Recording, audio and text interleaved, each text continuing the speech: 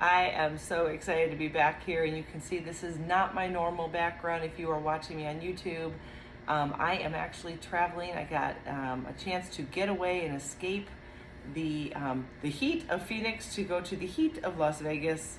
However, it has been actually rainy.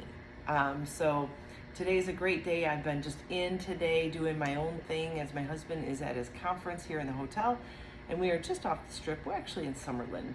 And so I'm excited to be here. I'm so grateful to get the opportunity to do this. And I am happy to have you here and listening to my podcast. For those of you new, welcome. Thank you for joining us. And I hope that you will like and subscribe and share with your friends. I am an above knee amputee. If you're watching, you can see in the video, you can see my leg. I've got the craziest setup here. I've got a couple chairs, my computer, all my travel gear, and I am holding onto my microphone because I do not have any place to put it. I wanted to do this outdoors because we have a beautiful view of a waterfall right up against our patio here. And I tried, and the background noise was way too loud. There's no way you would have heard anything but so I am doing this right inside with the view outside, so if you are watching, you can see where I'm at, and I'm kind of intrigued because I have palm trees and pine trees right behind me with pine cones in them. So it's a very unique mixture of plants. And I wanted to talk to you, for those of you that are new, like I said, I'm above knee amputee. I elected that surgery 3.5 years ago. It'll be 4 years in December. And I love to travel. I travel with my husband, my family all the time. But it is definitely a different ballgame when you're an amputee. And I told my husband today that this shower is by far the worst shower I've ever had to be in as an amputee. They use the slickest, non-porous, shiny tile for the floor of a shower with no mats, no bath mats, no nothing. And I'm on crutches. I can't take my leg into the shower. So it's one leg and crutches to get in over the edge. And then to get all the way over to the water valve and thank God a ledge that I could sit on. It's like four steps. When you're an amputee and you have one leg, that's 4 jumps. And if it's wet and it's slippery, you're not jumping. So we figured it out. You get creative. We end up putting a towel down and let it soak up all the water. It's a very weird feeling to put a towel on a wet shower floor near the drain or on the drain, but that's what we had to do. So if you want to travel and you're an amputee, it can be done, but you really need to be prepared to think outside the box. So this week, for those of you that are new, and I hope that you will stick with this and take a listen and hopefully love and share and subscribe to my podcast, the more the merrier. And if I can help just one person each time I get on, then I've done my job. What I wanted to do and what I set out to do just for my own heart and what I believe I owe for everything I've gone through and the fortunate ability to do what I do and the travel I do and the sports I do and how I've gotten myself back in the game, so to speak. I want to use what I've gone through to help others realize their own dreams and to live their best life. So if you're joining me for the first time, thank you.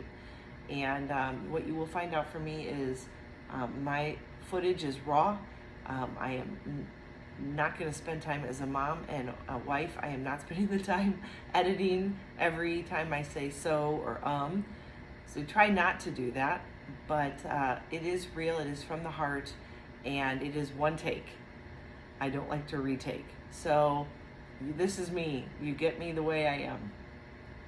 This week, what I thought I would talk about is PMA. And if you don't know what that is, it is positive mental attitude. And I would like to think that that's how I approach my day-to-day life. Of course, not every day is the same, and there are bad days. I mean, everybody has them. I'm no different than you when it comes to having a bad day or a day where just things don't feel right or I'm more in pain or uncomfortable or whatever. or things just aren't going right with family or friends or whatever. It just happens. We have bad days. But for the majority of the time, I'd like to think that I have a positive attitude and it lifts me up, and I'm hoping will lift other people up, because I tend to smile a lot, and I hope that I'm friendly if you see me, unless I'm preoccupied or with somebody else. I'm pretty much a personal person. I love making conversations, and I have to say that one of the biggest joys I have since I become an amputee, and yeah, there is joy, you can find joy, it's a choice, is all the different people that I have met.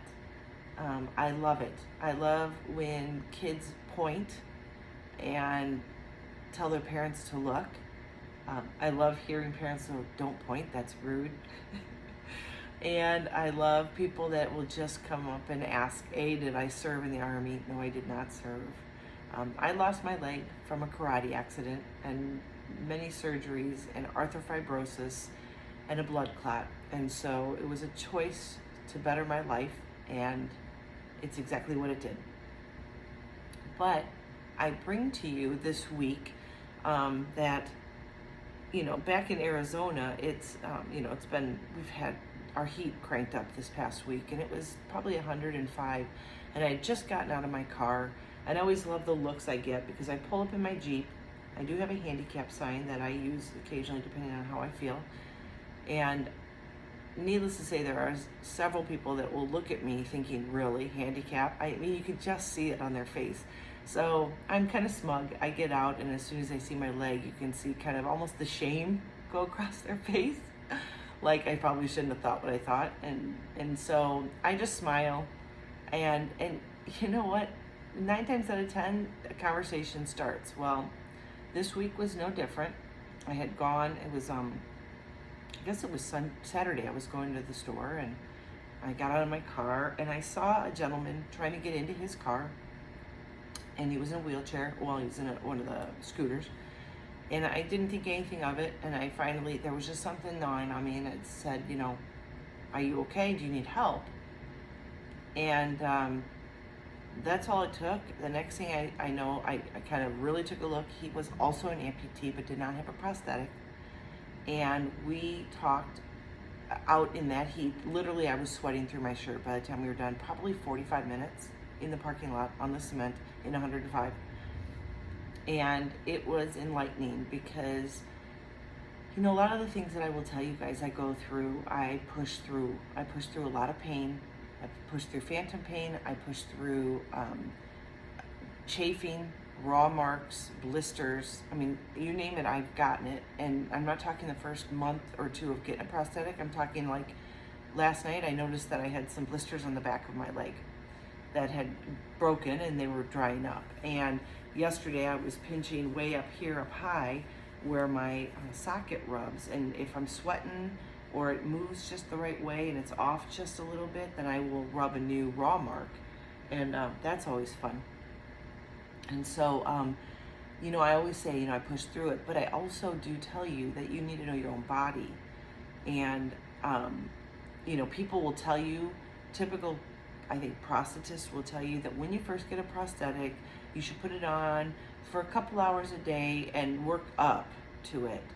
And you probably can guess that that is not what I did. My prosthetic, the assistant, knowing my attitude, my spunk, and my decision to do the amputation and to want to live a better life, he just said, sometimes you just got to do it.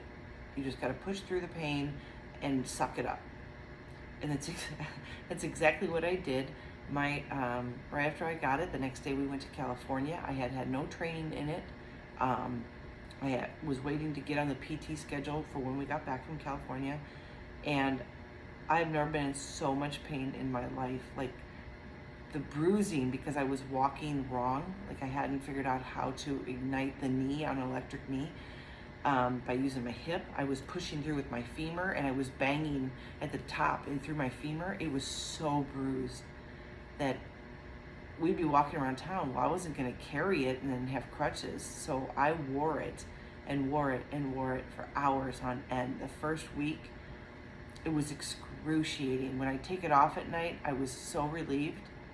But then the next morning, the bruising, deep bruising was still there, and I have to put my leg back on, and I would almost cry because I didn't want to, and then it would kind of go numb, and then I'd get through it again. And that was my first week of using it. Went to see my PT, and he goes, well, this is why this is happening, and he told me to do one thing. I don't remember what exactly it was, but tweaked my gait. And even though I was still bruised, I went, oh, yeah, that is so much better. And then, it took a couple days for the bruising to go away by walking correctly and letting it heal by walking correctly, but still on. And you know what? Since that day, I've never looked back. I literally wear my leg from the moment I get up, which is usually like 6, until I go to bed, and that can be anywhere from 10 to 12 at night. It never comes off. If I'm really, really hurting, I might sit down and take a break, but I will never take it off. Sometimes I'll adjust it by pressing on my valve and pulling my leg out just a little and readjusting, but I don't take it off. So I had this conversation with this gentleman, and I realized that everyone's in their own position, and it's really good for us to see the frustration levels. This is a person, and I know there's many of you out there, but I'm going to speak to this personality. This person has always lived on the edge, always wanted to do everything. Is an older gentleman and has a struggle with his good leg. And I know there are a couple of you I've talked to that your good leg is vulnerable. And I get it. I mean, sometimes when my knee starts to hurt, I have to pull back on my lifting schedule because I can't blow out my knee. I mean, I only have one, and it didn't fare so well with my amputee side. That's why I'm an amputee, because it didn't work. The surgeries didn't work. And so, being careful of what you say, but this person, I felt it. They want to live a really full life. They want to be able to wear their prosthetic. They want to do the things they want to do. And I said, you know what? Anything is possible. Yes, you need to listen to your doctors, but you also need to be careful of what they're feeding you. I had one doctor who I thought might be a candidate for doing my amputation literally walk in, give me the up and down look, and said, yeah, no, I'm not doing it. You're better off the way you are. And that was like a gut punch, because I was nervous already about it. I had a hard time even saying the word amputation. And I was looking for some reassurance or something. And this guy took it to the other degree. This is a doctor, mind you, telling you I will never walk again. If you don't know me, I surf, I ski, I bike, I hike, I walk, I try to run. It's not very good. I go lifting, I do bike. I do it all. There's nothing that I cannot do, or at least will try to do. I jump rope, one leg, or with my prosthetic on, which is a little bit harder, but I do. So when people say you can't, I question it. You need to know the difference between doing something that you know you can and doing something that literally is medically gonna hurt you.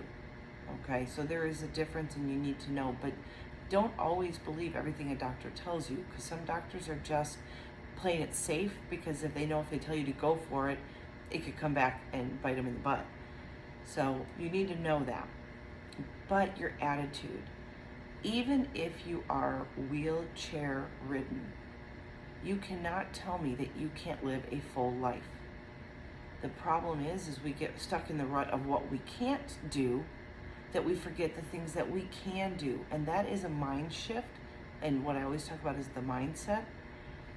If you believe you can, then you will. And maybe it won't be to the nth degree that you wanted it to be, but it still can happen for you. Yes, I ski. Do I ski as well as I did with 2 legs? No. But am I proud that I get on one ski and outriggers and can still go down the mountain with my kids? Heck yeah. So if I were to go in saying, well, I'm not skiing like I used to, well, that is a disappointment. But I've never been disappointed, because I'm so proud of what I've been able to accomplish when people thought I couldn't. When even my family thought it may not be what you think. No, it's not, and nothing is normal anymore. But am I living everything I want to? Am I doing the things I want to do? One of the things that killed me when I was laid up for the 5 years is 5 seasons of skiing with my boys as they were growing up. And I would watch my husband and the boys go up on the chairlift and they'd wave back at me, and I would literally sit there with tears in my eyes dripping down my face, all alone at the base, knowing that now for a couple hours I wouldn't even get to see my kids like being epic on a mountain. And I thought at that point in time, I may never ever see that again. When I decided to amputate, the first thing I told myself was, this is your first goal. In April, when they go on their ski trip, you're going with and you're skiing no matter what.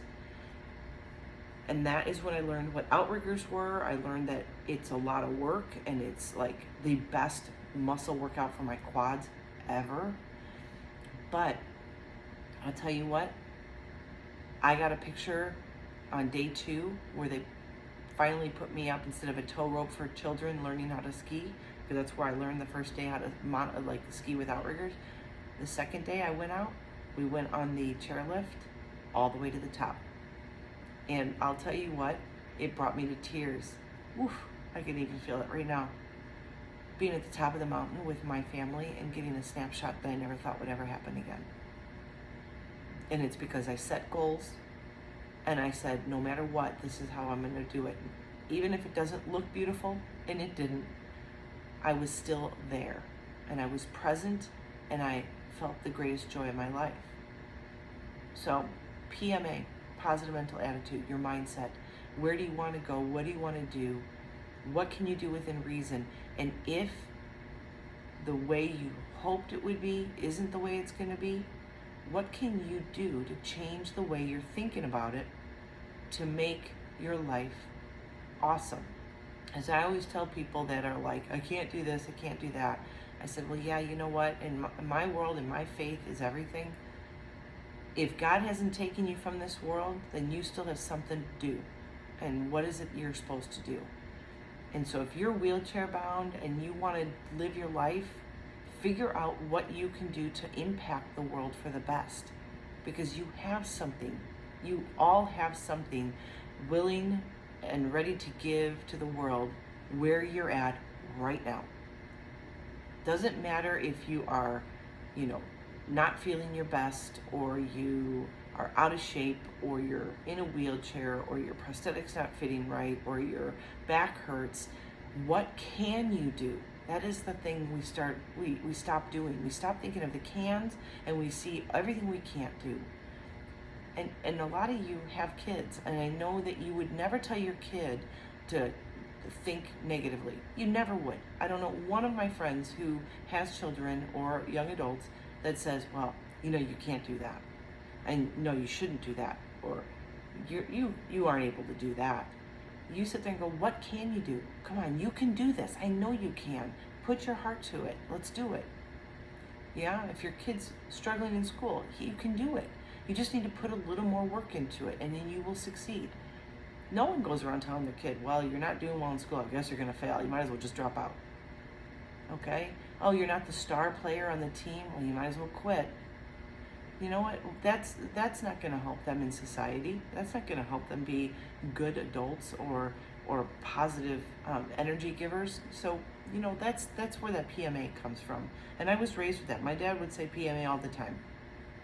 Positive mental attitude will get you so far in life, and it will change the way you're thinking about your situation.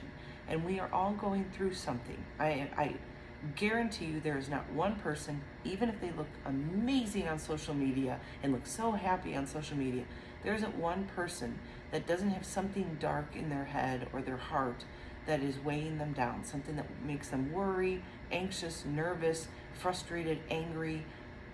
We know nobody gets through life unscathed. No. And day to day happens. So someone might have a great day or even a great hour and they post about it. That's awesome. But what about the other 23 hours of the day or the next week or last week? So positive mental attitude can flip that switch if you choose the right path. If you choose in your heart, in your mind to say, I'm going to see what's positive, I'm going to see what I can do, then it will amaze you on the things that you will all of a sudden be able to accomplish. And baby steps. Yeah, I didn't just go right out and ski with 2 legs. And you know what, quite frankly, I don't want to ever put my prosthetic on to ski because it's just dead weight. You know, I can't even imagine trying to keep my ski in place with my other ski on a leg that I have no control except up my hip. Because I'm above knee, I don't even have a knee. I can't guide anything. So my hip does it all. You know, I'm strong, but I'm not that strong. So, you know what, that's okay. And right now, then my goal is I'm getting up. Great. I would try not to fall because falling sucks on one leg. Trying to get back up with one leg is really hard on a snowy mountain. It is really hard. So, you know, my goal is to just get through it and get down to the bottom of the mountain and sweat a lot and feel like my muscles are ready to just scream at me. And then I know I've done good. Well, I like to close out. And yeah, I'm going to cut this short just because it's harder. I'm here. I know my husband's going to be coming home soon from his conference until he goes off to dinner. So I'm going to end. I always end with a call to action. And I think this one's really, really going to be important and impactful. For the call to action today, I really think you need to write somewhere in a notebook or on a post-it note the letters PMA and put them like on your mirror in your bathroom. The place that you go every morning, every evening, some place that you will see every morning and every evening. Put PMA, positive mental attitude. 1, you want to remember what this world is about for you. Like, it can be anything you want. The possibilities truly are endless if you have the right mental attitude, if you are positive. No, it's not going to mean you're going to succeed at everything, but it gives you a better than great chance of succeeding. So why not start there? It's the easiest thing you can do is to change your attitude. That doesn't take anything but your mental strength. Change your attitude. Then what I want you to do is I want you to think about something you've always wanted to do within reason and start figuring out what the baby steps are to achieve that. And what an adapted version of that looks like. So if you were a skier and you're in a wheelchair, maybe that's not exactly what you're going to be seeing is standing up and swooshing back and forth. But did you know that they have mono skis? That's a ski that people that maybe don't have legs, one leg missing like me, or if you're paralyzed, you can sit in and you can actually ski. So you get to be on the mountain, in the snow, shushing back and forth and hanging with your friends, your family, whatever. Isn't that better than pouting about not being able to ski ever again? So those are the things I'm talking about. What can you do, even if you have to adapt it just a little bit? You know, maybe you want to do housework and you can't because you're laid up. Well, maybe just get a house cleaner at that point. That's what I would do. Actually, that's what I went through for quite a while there because I could not stand because I had to have my leg elevated. But you know what I'm saying. And I make jokes because, you know what, if you can't laugh at what's going on in life, then you're going to cry. And crying can be good once in a blue moon to cleanse your body, but you don't want to be doing that every day. Positive mental attitude, right? Positive mental attitude. And start to take actions. I always talk about goal setting, and goal setting is so, so important because without a goal, we let the next day go, right? Have you ever been one of those people that says, well, I'm going to start doing this tomorrow. And then tomorrow comes, you have this, and this happen, and you're like, okay, I didn't get to it. Maybe tomorrow. I've done that. And I hate that because I always have a great excuse why I didn't start. I was busy with this. I was busy with that.